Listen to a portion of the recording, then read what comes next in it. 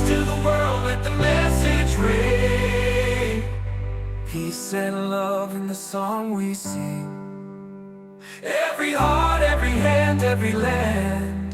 Christ to the world, the promise will stand.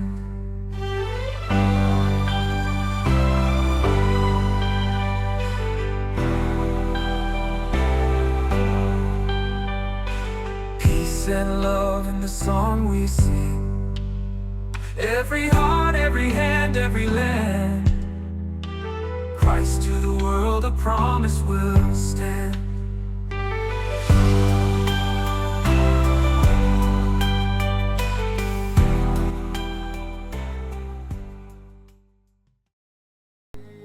Nah, ada juga banyak ya yang kayak bisa sampai khawatir mengenai hal-hal yang kayak gitu, sampai mereka bisa menjadi sakit ya. Kalau sesuatu kayak gitu bisa terjadi, apa yang bisa dilakukan? Ya, saya menyarankan ada dua hal untuk menghadapi kekhawatiran ya. Lihatlah burung.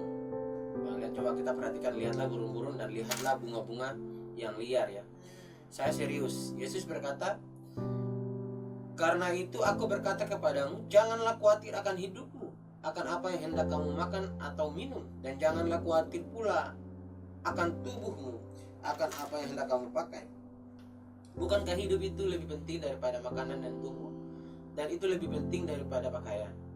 Pandanglah burung-burung di langit yang tidak menabur dan tidak menuai dan tidak mengumpulkan bekal dalam lubung, namun diberi makan oleh Bapamu yang di surga. Bukankah kamu itu jauh lebih melebihi burung-burung itu? Siapakah di antara kamu yang karena kekhawatiranmu dapat menambah sehasta saja pada jalan hidupnya? Dalam Matius 6 ayat 25 dan 27. Lalu Yesus melanjutkan, dan mengapa kamu khawatir akan pakaian? Perhatikanlah burung-burung di ladang, tumbuh tanpa bekerja dan tanpa meminta. Namun aku berkata kepadamu, Salomo dalam segala kemegahannya pun tidak berpakaian seindah salah satu dari bunga itu.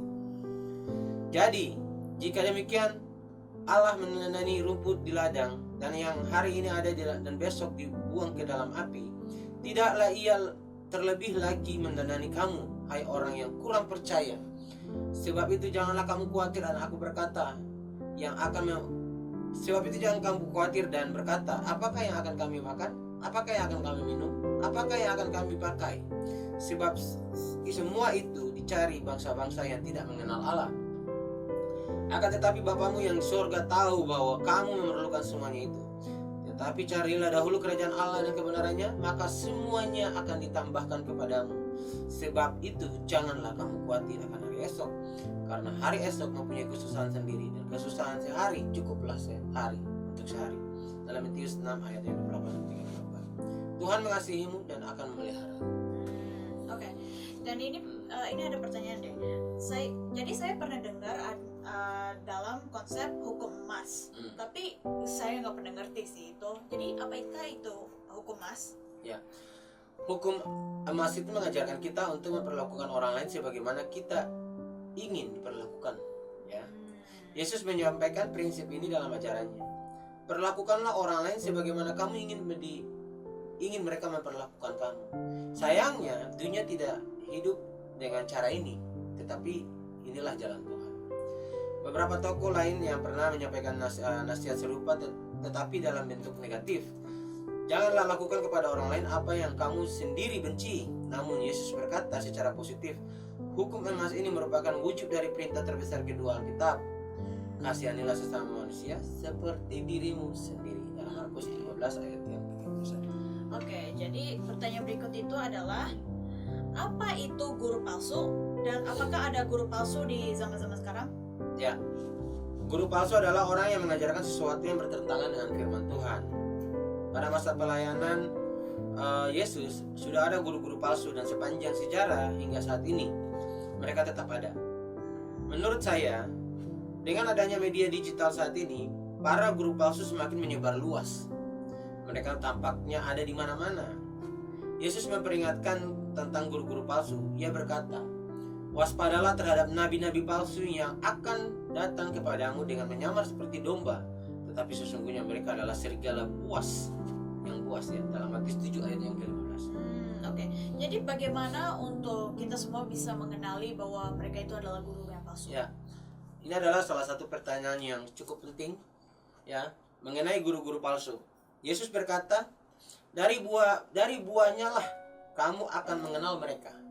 Dapatkah orang memetik anggur dari semak duri atau dari buah ara dari rumput duri? Demikianlah setiap pohon yang baik menghasilkan buah yang baik, sedangkan pohon yang tidak baik menghasilkan buah yang tidak baik. Pohon yang baik tidak mungkin menghasilkan buah yang tidak baik, dan pohon yang tidak baik tidak mungkin menghasilkan buah yang baik.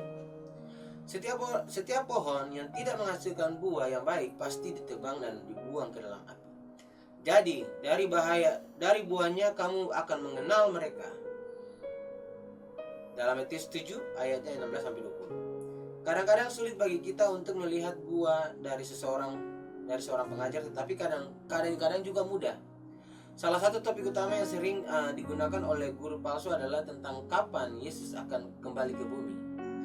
Sepanjang sejarah, banyak guru palsu telah menetapkan tanggal tertentu untuk kedatangan Yesus. Misalnya, sejumlah teolog menetapkan tahun 500 Masehi sebagai waktu kedatangan Yesus. 500 tahun kemudian, yang lain menetapkan tahun 1000 Masehi. Di Amerika Serikat, seorang pengkhotbah bernama William Miller mengatakan bahwa Yesus akan datang kembali pada tahun 1840-an. Pada tahun 1988, Edward Wiseman menuliskan sebuah buku kecil yang menetapkan bulan September 1988 sebagai waktu kedatangan Tuhan. Sebab lebih dari 4 juta kopi buku itu telah terjual. Dan Harold Camping, seorang pengajar radio, menetapkan bahwa beberapa tanggal di tahun 1990-an sampai dengan 2011. Tentu ketiga orang ini adalah nabi atau guru palsu karena prediksi mereka tidak pernah terbukti. Ada juga ajaran palsu yang dikenal sebagai Injil kemakmuran atau Injil kesehatan dan kekayaan. Ajaran ini bermula di Amerika Serikat dan telah menyebar ke seluruh dunia. Terkadang disebut juga Word of Faith atau firman iman. Ajaran sesat ini mengklaim bahwa Tuhan menginginkan semua orang menjadi kaya dan sehat secara fisik. Seringkali guru palsu meminta para pendengar untuk mengirimkan benih iman, ya, dengan janji bahwa Tuhan akan memberkati mereka lebih besar. Meskipun Tuhan memang memberkati dalam banyak cara, ajaran ini adalah salah. Ajaran ini mengeksploitasi orang-orang yang rentan dan menyalahkan mereka atas penyakit mereka sendiri karena dianggap kurang beriman, dan ia merusak pengertian Alkitab tentang penderitaan. Saya menyarankan agar Anda tidak menonton program seperti ini di televisi atau mendengarkannya di radio, ya. Rasul Paulus juga menulis tentang guru-guru palsu. Ia berkata, jika seorang mengajarkan ajaran lain dan tidak menurut perkataan sehat, yaitu perkataan Tuhan Yesus Kristus, dan ia telah menurut ajaran yang tidak sesuai dengan ibadah kita, ia adalah seorang yang berlagak tahu padahal tidak tahu apa-apa. Ia sakit karena suka bertengkar dan berdebat, kata-kata saja yang menimbulkan iri hati. Perselisihan, fitnah, curiga, dan pertengkaran antara orang-orang yang rusak pikirannya dan kehilangan kebenaran, yang mengira ibadah itu adalah sebuah sumber keuntungan. Dalam 1 Timotius ayatnya 6 ayat yang ketiga sampai kelima, Paulus melanjutkan, memang ibadah itu kalau disertai rasa cukup dan memberi keuntungan besar, sebab kita tidak membawa sesuatu ke dalam dunia dan kita pun tidak dapat membawa apa-apa keluar. Asal ada makanan dan pakaian, cukuplah. 1 Timotius 6 ayat yang ke-6 sampai ke-8. Jadi untuk mengenali guru palsu, perhatikan buah dari hidup dan ajarannya. Ujilah kesesuaian dengan firman Tuhan dan waspadalah terhadap ajaran yang berfokus pada uang, kekayaan, dan janji-janji dunia. Oke. Dan kalau begitu, bagaimana untuk kita semua bisa mengajarkan dan bisa kayak menghindari dari ajaran yang sesat? Ya. Seseorang yang secara rutin membaca dan mempelajari Alkitab berada dalam posisi yang lebih mudah untuk mengenali guru-guru palsu. Ya. Jadi saran saya adalah jadikan pembacaan firman Tuhan sebagai kebiasaan kita harian ya. Sebagai contoh ketika kita berbicara tentang kedatangannya kembali ke bumi, Yesus berkata, tetapi tentang hari dan saat itu tidak seorang pun yang tahu, malaikat-malaikat di surga tidak, dan anak pun tidak, hanya Bapa saja. Dalam Matius 25 ayatnya ketiga. Dari ayat ini kita tahu bahwa siapapun yang menetapkan tanggal untuk kedatangan Yesus adalah nabi palsu. Ya, dan kita juga tahu dari membaca Alkitab bahwa Yesus adalah Tuhan. Ia dan Bapa adalah satu. Namun sebuah kelompok bernama saksi-saksi Yehova mengajarkan bahwa Yesus diciptakan oleh Allah dan bahwa ia lebih rendah dari Allah. Kelompok keagamaan ini telah menyebar ke seluruh dunia. Ajaran mereka bertentangan dengan kebenaran Alkitab. Oleh karena itu, para pengajar ini adalah nabi-nabi palsu dan sebaiknya tidak terlibat di dalam percakapan dengan mereka. Kesimpulannya, cara terbaik untuk menjaga diri dari ajaran sesat adalah dengan membaca dan memahami Alkitab secara teratur, karena kebenaran firman Tuhan adalah pelindung utama dari kebohongan. Oke. Jadi apakah ajaran Yesus masih penting bagi kita saat ini? Ajaran ini kan berasal dari zaman yang sangat lama. Jadi menurut banyak orang sih itu kayak ada yang bagian yang enggak ada yang relevan atau yang tidak relevan sih. Ajaran Yesus masih relevan untuk kita hari ini, sama seperti halnya untuk orang-orang yang pertama kali mendengarnya. Ajaran-ajaran ini bersifat pribadi, sangat penting untuk mengikuti ajaran Yesus ya. Dan Yesus membandingkan orang-orang yang menerima dan mengikuti ajarannya dengan orang-orang yang tidak menerimanya. Ia berkata, setiap orang mendengar perkataanku dan ia melakukannya, ia sama dengan orang yang bijaksana yang mendirikan rumahnya di atas batu. Kemudian turunlah hujan dan datanglah banjir, lalu angin melanda rumah itu, tetapi rumah itu tidak rubuh sebab didirikannya di atas batu. Tetapi setiap orang yang mendengar perkataanku ini dan tidak melakukannya, ia sama dengan orang bodoh yang mendirikan rumahnya di atas pasir. Kemudian turunlah hujan dan datanglah banjir, sehingga rubuhlah rumah itu dan hebatlah kerusakannya. Di dalam Matius 7 ayatnya 24 sampai 7. Ajaran Yesus terhadap firman-Nya yaitu Alkitab, kita harus membacanya untuk mengenal ajaran-ajarannya dan berusaha mengikutinya. Ajaran-ajaran itu memberikan fondasi yang kokoh untuk hidup kita, baik di masa lalu, sekarang maupun di masa depan. Ya. Oke. Jadi bisakah kamu menjelaskan dengan kata-kata yang sederhana apa artinya untuk mengikuti Yesus? Ya, terima kasih atas pertanyaannya, Sharon. Mengikuti Yesus berarti kita meninggalkan dosa kita dan percaya kepadanya sebagai juru selamat kita, ya. Daripada mengikuti jalan kita sendiri, kita memilih untuk mengikuti jalannya. Kita mempercayai Dia untuk membimbing kita di setiap hari. Kita meluangkan waktu bersamanya lewat doa dan membaca firman-Nya yaitu Alkitab. Kita juga berusaha memperlakukan orang lain sama seperti Yesus ingin kita lakukan. Ya. Oke. Jadi ada orang yang kalau misalnya mau mengikuti Yesus, bagaimana bisa untuk melakukannya? Ya. Terima kasih, dengan memutuskan untuk mengikuti Yesus, Anda sedang membuat keputusan terbesar dalam hidup Anda. Ya, berikut beberapa kebenaran dari firman Tuhan yang akan membantu Anda memahami bagaimana caranya menyerahkan hidup Anda untuk mengikuti Yesus. Yang pertama, Tuhan mengasihimu dengan kasih yang kekal. Tuhan berkata, karena begitu besar kasih Allah akan dunia ini, sehingga Ia telah mengaruniakan anaknya yang tunggal, supaya setiap orang yang percaya kepadanya tidak binasa, melainkan beroleh hidup yang kekal. Di dalam Yohanes 3 ayatnya ke-16.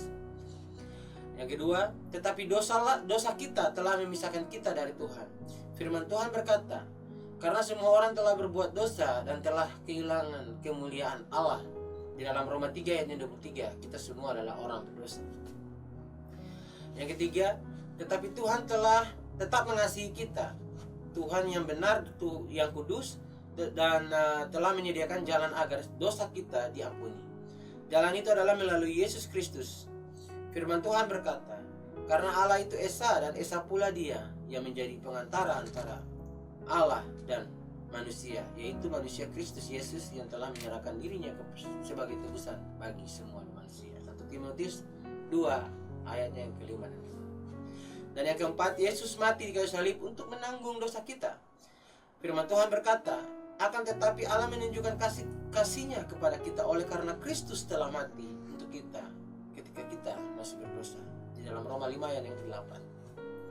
Ia mati menggantikan kita, Ia bangkit dari kematian dan hidup untuk selama-lamanya.